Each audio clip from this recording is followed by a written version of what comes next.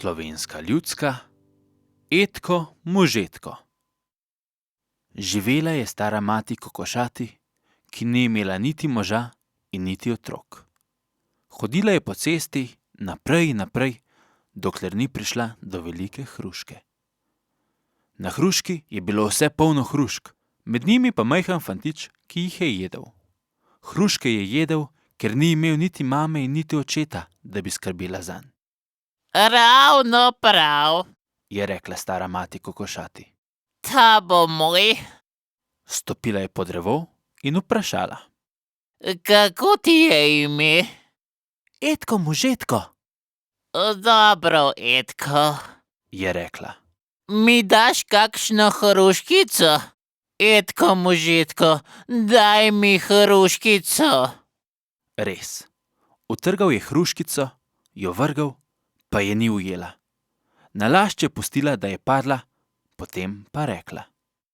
Etko Možetko, poberi mi hruškico.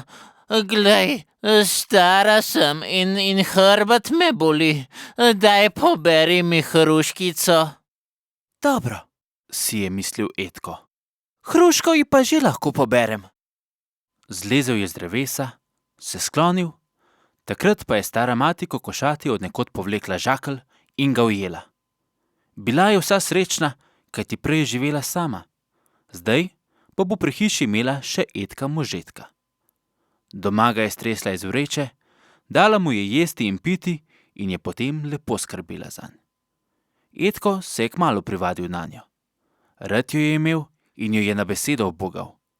In tako je Etko Možetko dobil svoj dom. Lepega dne pa je stara mati kokošati zbolela. Ni se mogla dvigniti iz postelje, zato je poklicala Etka in mu naročila. Skuhaj mi malo mineštre. Kako naj jo skuham, če je nisem še nikoli? Pojdi na vrt Je rekla. in poberi vsakega po malo. Pa na peteršilj ne pozabi. Etko Možetko je res nabral, kar je rekla. Vse je stresel v lonec, potem pa se je spomnil, da je pozabil na peteršilj. Imela pa je stara mati kokošati tudi psa, ki ga je klicala Peteršilj. In Etko je mislil ravno nanj. Stekel je pred hišo, prijel psa in ga začel tlačiti v lonec. A pes se ni dal. Mati, je klical Etko Možetko. Peteršilj noče v lonec. Potem vzemi pokrovko in ga pokrij.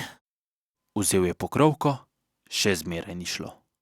Ne gre, mati, je prevelik, je jokal. Stara mati kokošati vstane, pride in reši ubogega psa. In so bili srečni vsi trije.